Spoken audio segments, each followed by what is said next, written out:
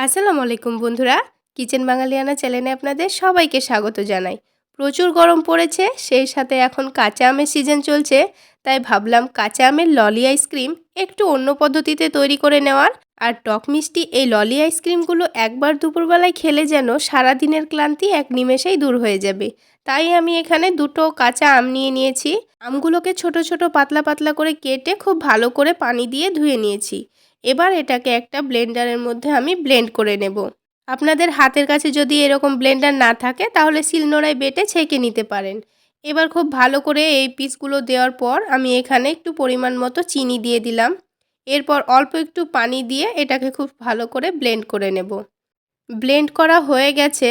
আমি আপনাদের এই ব্যাটারটা দেখিয়ে দিচ্ছি। এটা এরকম ঘন হয়েছে, কিন্তু আমি এর মধ্যে পানি মিক্স করব। এবার এটাকে আমি একটা প্যানের মধ্যে এই আমের মিশ্রণটা ছেঁকে নিব। যেহেতু আমের মিশ্রণটার মধ্যে যদি কোনো লাম্পস থাকে সেটা কিন্তু এই ছাকনার মধ্যে থেকে যাবে। এই আমের মিশ্রণটা যাতে একটু তাড়াতাড়ি পড়ে যায় সেজন্য আমি একটা চামচ দিয়ে ঘুরিয়ে ঘুরিয়ে খুব তাড়াতাড়ি ছেঁকে নিচ্ছি।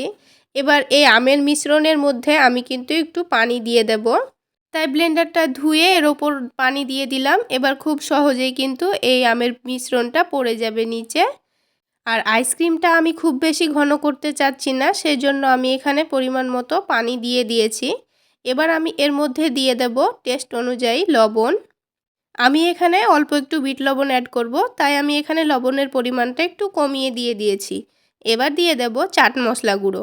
আপনাদের হাতের কাছে যদি চাট মশলা না থাকে সেক্ষেত্রে কিন্তু আপনারা অল্প একটু জিরার গুঁড়োটা দিয়ে দিতে পারেন। এবার এর মধ্যে আমি দিয়ে দেব কাঁচা আম ফ্লেভারের 5টা মতো পালস চকলেট। এই চকলেটগুলো দিলে কিন্তু এই আইসক্রিমের টেস্টটা অনেকটাই টেস্টি হয় আর খেতে খুবই ভালো লাগে। তাই চকলেটগুলোকে গুঁড়ো করে আমের মিশ্রণের মধ্যে দিয়ে দেব। এই কাঁচা আমের আইস ললিটা কিন্তু অনেক রকমভাবেই তৈরি করে খাওয়া যায়। আপনাদের হাতের কাছে যদি পুদিনা পাতা থাকে আর ফ্লেভারটা যদি পছন্দ হয় সেক্ষেত্রে কিন্তু পুদিনা পাতা অল্প একটু মিক্স করে নিতে পারেন। আবার অল্প একটু ঝাল দিতে চাইলে একটা মতো কাঁচামরিচও দিয়ে দিতে পারেন। সব কিছু দিয়েই কিন্তু এই আইসক্রিমটা অনেকটাই টেস্টি হয়। এখানে শুধুমাত্র পালস চকলেটটাই দিচ্ছি, কারণ এই চকলেটটার মধ্যে কিন্তু ঝাল, টক, মিষ্টি সব রকমেরই ফ্লেভারটা থাকে আর আইসক্রিমটা কিন্তু অনেকই টেস্টি হয়।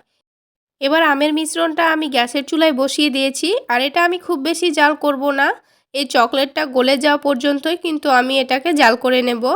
যেহেতু আমি এখানে কাঁচা আমের আইসক্রিমটা তৈরি করে নিচ্ছি, তাই একটু লোভনীয় দেখাবার জন্য আমি এখানে গ্রিন ফুড কালারটা দিয়ে দিয়েছি। তবে এটা সম্পূর্ণ অপশনাল, আপনারা চাইলে বাদ দিতে পারেন। এবারে আমের মিশ্রণটা আমি নামিয়ে নিচ্ছি, আর চকলেটগুলো খুব ভালোভাবেই গলে গেছে। এবার ঠান্ডা হওয়া পর্যন্ত আমি অপেক্ষা করব। ঠান্ডা হয়ে গেলে এটাকে আইসক্রিম মোল্ডের মধ্যে ঢেলে নিব।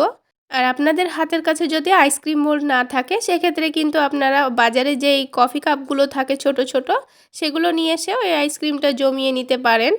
তো বন্ধুরা, আমার রিকোয়েস্ট রইল কাঁচা আম ফুরিয়ে যাওয়ার আগে একবার হলেও এইভাবে আইসক্রিমটা তৈরি করে খেয়ে দেখবেন। আর আমাকে কমেন্ট সেকশানে কিন্তু জানাতে ভুলবেন না আইসক্রিমের টেস্টটা কেমন ছিল।